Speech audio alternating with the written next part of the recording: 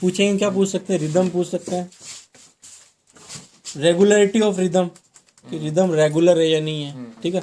चौथा heart rate, ठीक है। फिर सारी waves, P wave, Q wave, R wave, खोले सीधे निकाले। समझ में आ गया ना? देख ईसीजी लीड्स कितनी होती हैं? 10 है, 12 नॉर्मल अपने क्या होते हैं, 10 लगाते हैं। 6 यहाँ पे, 2 7 8 9 10 है ना। 6 चेस्ट लीड्स और 6 लिम्ब लीड्स, 4 लिम्ब लीड लगाते हैं। 1 2 3 4, 4 ही लिम्ब होते हैं ना। इस पे 2, इस पे 2 और इस पे 2। हाँ, इस पे नहीं लगाते, राइट। इस पे नहीं लगाते, इस पे अर्थिंग जाती है। नॉर्मल जो अपने ईसीजी करते हैं ना, जब करवाते हैं तब एक लीड यहाँ लगती है, एक लीड यहाँ, एक यहाँ, एक यहाँ, 4 तो ये और 6 हार्ट पे लगती है। 10 वैसे 10 लगती है, लेकिन नॉर्मल ईसीजी लीड्स पूछते हैं तो अपने 12 बोलते हैं, ठीक है। ऐसे बोलते हैं, बताता हूँ देख। और जब वो पूछेगी ना कि हाँ बोलेंगे हम 10, ये अर्थ होता है, अर्थिंग होती है केवल यहाँ पे। तो जब वो पूछेगी 12 बोलेंगे हम, तो 2 इस पे, 2 इस पे और 2 इस पे बोलेंगे ना। मैं बताता हूँ क्यों लगाते हैं। देख ईसीजी लीड कैसे बताते थे। इसी लीड 3 तरह की होती हैं। एक तो स्टैंडर्ड लीड, स्टैंडर्ड इनको यूनिपोलर भी बोलते हैं। हाँ। नहीं, स्टैंडर्ड को बाइपोलर बोलते हैं। स्टैंडर्ड और बाइपोलर लीड्स। बाइपोलर लीड्स में फर्स्ट, सेकंड एंड थर्ड, ठीक है। दूसरी होती है यूनिपोलर लीड्स, और तीसरी होती है chest leads.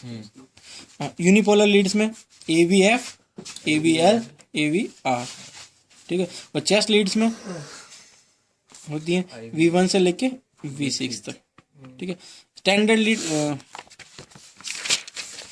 IVF।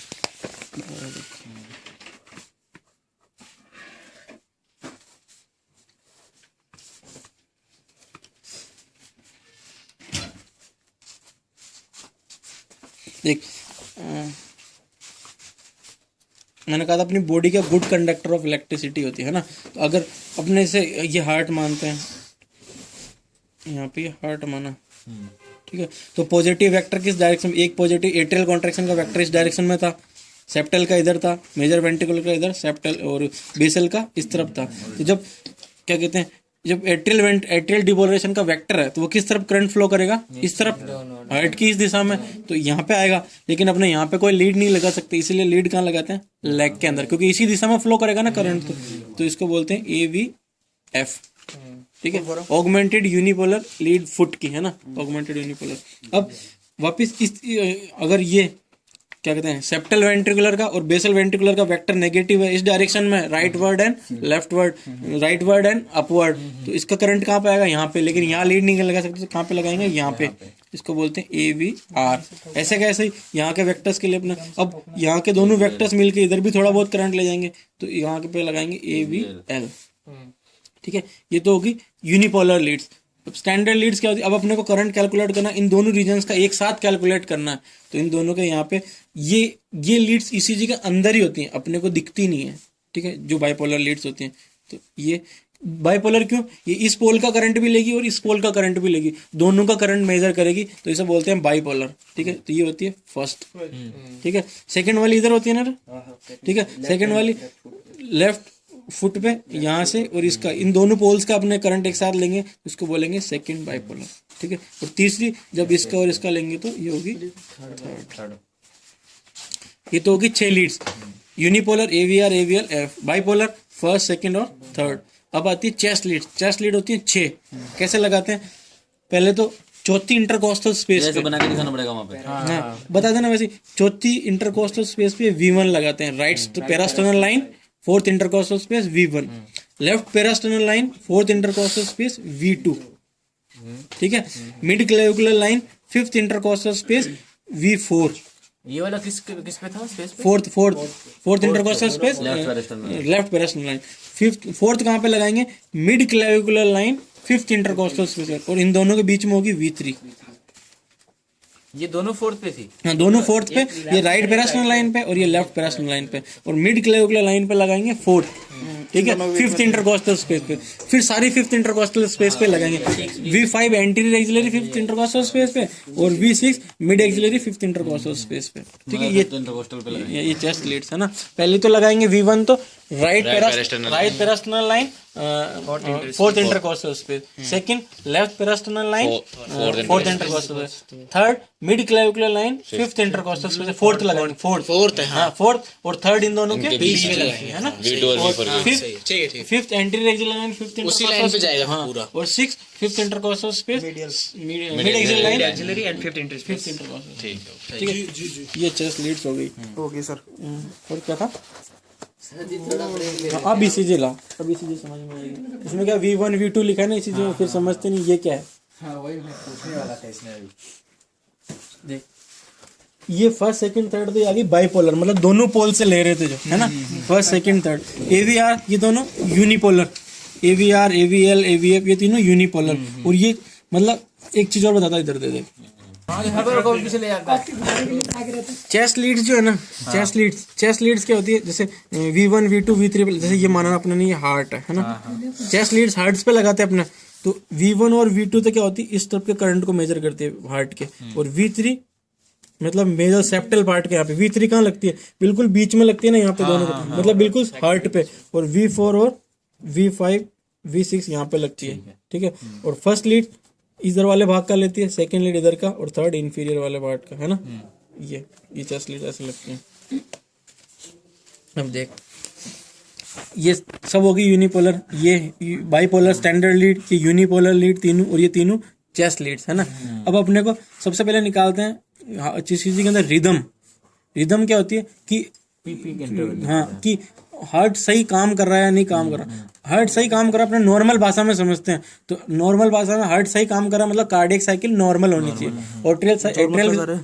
Atrial systole 0.1 second का, वेंट्रिकुलर सिस्टोल 0.3 सेकंड का, कंप्लीट डायस्टोल 0.4 सेकंड, मतलब ये सब बराबर टाइम में काम करना चाहिए। अगर ये बराबर टाइम करेगा तो क्या होगा, 0.1 सेकंड में एट्रियल सिस्टोल होगा, मतलब पी वेव बिल्कुल 0.1 सेकंड पर, इससे जस्ट थोड़ी देर बाद में क्यू वेव आएगी, वेंट्रिकुलर डिपोलराइजेशन होगा, और फिर रिपोलराइजेशन डायस्टोल, है ना।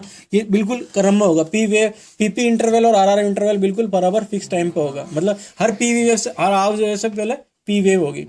रिदम मतलब हर आर वेव से पहले पी वेव का होना, मतलब वेंट्रिकुलर डिपोलराइजेशन से पहले एट्रियल डिपोलराइजेशन होना, ये तो होगी रिदम। रेगुलरिटी ऑफ रिदम कि पीपी इंटरवल और आरआर इंटरवल बराबर होना चाहिए, क्योंकि हर कार्डियक साइकिल के अंदर एट्रियल सिस्टोल 0.1 सेकंड का ही होगा और वेंट्रिकुलर सिस्टोल 0.3 सेकंड का ही होगा, मतलब पीपी इंटरवल और आरआर इंटरवल का होगा बिल्कुल बराबर होगा। समझ में आ गया, सिंपल सी चीज। तो एक तो रिदम कि हर आर वेव से पहले पी वेव होगी, मतलब हर वेंट्रिकुलर सिस्टोल से पहले एट्रियल सिस्टोल है, मतलब सही काम कर रहा है। अब रेगुलरिटी, रिदम तो सही है लेकिन रेगुलर है क्या, अपने ने एक साइकिल में देखी, एक साइकिल में देखी, मतलब हर साइकिल में बराबर है या नहीं है, इसके लिए रेगुलरिटी ऑफ रिदम मतलब कि पीपी इंटरवल और आरआर इंटरवल बराबर होना चाहिए हर ईसीजी के उसमें, ये होगी रेगुलरिटी ऑफ रिदम। तीसरी देखते हैं हार्ट रेट क्या होती है। तो हार्ट रेट कैसे निकालते हैं, देख हार्ट रेट मतलब कैसा, एक मिनट में दिल कितनी बार धड़क रहा है वो निकालने के लिए। तो कैसे करेंगे, देख एक हार्ट बीट में वेंट्रिकुलर सिस्टोल कितनी बार होता है, एक बार होता है ना, एक बार होता है। तो एक बार आर वेव आएगी एक कार्डियक साइकिल की, तो 2 आर वेव आएगी मतलब 2 कार्डियक साइकिल। अब 2 कार्डियक साइकिल के बीच में कितना टाइम है, तो 300 बॉक्स निकल रहा था ना 1 मिनट में नीचे, तो जितने बॉक्स आए उसको 300 से डिवाइड कर देंगे तो अपनी हार्ट रेट आ जाएगी। समझ गया ना, नहीं समझा, देख फिर से देख। एक आर्टेरियल, एक कार्डियक साइकिल है, उसके अंदर आर वेव कितनी है, एक होती है, क्योंकि एक ही वेंट्रिकल सिस्टोल होता है कार्डियक साइकिल में, है ना। तो 2 कार्डियक साइकिल अपने ने ईसीजी पे देखी, 2 आर वेव है, वो 2 आर वेव के बीच के अंदर कितना टाइम है ना, उसको इंटू कर देंगे तो अपनी हार्ट रेट आ जाएगी ना। तो मतलब अपने ने देखा ईसीजी के अंदर पेपर रोल कितनी देर स्पीड से घूमा, 300 बॉक्स पर मिनट के हिसाब से घूम रहा था। तो 300 इंटू डिवाइड कर देंगे कितने बॉक्स आ रहे हैं उन दोनों के गैप के बीच में, आर इंटरवल के बीच में, हाँ बड़े वाला बॉक्स अगर उससे डिवाइड कर देंगे तो अपना क्या आ जाएगा, हार्ट रेट आ जाएगी। जिससे देख ये आर वेव है ना, ये आर वेव है, ये आर वेव है ना, इनके बीच का बड़ा बॉक्स देख, 1 2 3 4, 300 को 4 से डिवाइड कर 75, तो इसकी हार्ट रेट कितनी होगी, 75 पर मिनट, नॉर्मल है। समझ में आ गया, ओ मला दिया। ठीक है। अब पी वेव देखते हैं, जैसे ये पी वेव है, पी वेव में अपने ईसीजी नीचे छोटे बॉक्स दिखते थे, पी वेव ऊपर कितनी जा रही है, 1 से 2 छोटे बॉक्स जा रही है, तो इसका एम्पलीट्यूड कितना हुआ 1 to 2 mm। चौड़ाई देख कितनी, 1 2 3 बॉक्स के अंदाज से छोटे छोटे, अपने ईसीजी साफ नहीं है तो साफ थी ना, तो 0.3, तो एक छोटा बॉक्स कितने का होता है, मतलब 2.5 बॉक्स से होता है, 2 से 2.5 बॉक्स होती है, तो एक छोटा बॉक्स कितना का 0.04, तो 0.04 इंटू 2.5 करेंगे तो 0.8 से 0.10 सेकंड, तो पी वेव कितनी होगी 0.10 सेकंड की, है ना। ऐसे ही आर वेव देख कितनी जाती है, इसका एम्पलीट्यूड यहाँ पे छोटा, ये देख कितने बॉक्स जा रही है 1 2 3, तो एम्पलीट्यूड कितना हुआ 5 to 15 mm। एक बॉक्स 5 mm का है ना, तो 5 to 15 mm इसका एम्पलीट्यूड हो गया। टाइम देख कितना दे रही, 3 बॉक्स का अंदाजा दे रही, 3 से 4 बॉक्स, तो सॉरी 2 बॉक्स से 4 बॉक्स, 2 बॉक्स से 3 बॉक्स के करीब का इसका डिस्टेंस है ना। छोटे छोटे बॉक्स देखना, छोटे बॉक्स, तो 0.4 into 3 कर दो, 0.6 to 0.10 सेकंड इसका ड्यूरेशन होता है, ऐसे निकालते हैं ना। समझ में आ गया ना। ये एकदम छोटे स्मॉल स्मॉल बॉक्स कितने आ रहे हैं, तो उतनी देर की उसकी पी वेव है। और जैसे ये लास्ट वाला देख के 0.2 सेकंड हाँ, एक छोटे बड़े वाला बॉक्स 0.2 सेकंड, 300 डिवाइडेड बाइट करते 60, तो 0.02 है ना। बड़ा बॉक्स 0.202 का है, तो छोटे वाला बॉक्स निकालना था 0.02 डिवाइडेड बाय 5, तो 0.04 सेकंड। आरआर इंटरवल हाँ, तो उसको 300 से डिवाइड कर दे, जितने बॉक्स आर इंटरवल के बीच वो तो में वैसे निकल जाएगा, लेकिन सिर्फ आरआर इंटरवल निकालना हो तो आर इंटरवल निकालना हो, तो ये आर इंटरवल है ना, वो तो हार्ट रेट बता रहा है। आर इंटरवल निकालना हो तो अब बड़े बॉक्स देख ले, एक बड़ा बॉक्स कितने का 0.02 सेकंड का है, तो इनको इंटू कर दे कितने बॉक्स हैं उससे। भाई जी एक बात तो आज जरूरी है कि ये हम पुरुष आंगली में मार्स का यूं मारे बता दूंगा। लेकिन वैसे तो फिर 1 हो गया वो, उसमें फर्स्ट कैसे 0.2 into 5 हो जाएगा, मान लो 5 आ रहा है तो हाँ इसी से मार 0.02 मैं यार यूं मारा करो इंटू 5 कर, कितना हुआ यूं लगे को तला जाए 1 कैसे ये रस्ताना बोल दिया नहीं ना 0.02 या 0.2 0.2 0.2 तो 1 हो जाएगा ना। मतलब क्या हो गया 1 सेकेंड नहीं यार, देख 0.2 होता है। आर बीच के इंटरवल निकालेंगे ना, तो 3.2, 1 2 3 4, तो 0.8 सेकेंड सही है ना। तो भाई हर कार्डिक साइकिल 0.8 सेकेंड की है ना, एक बॉक्स 0.2 सेकेंड का।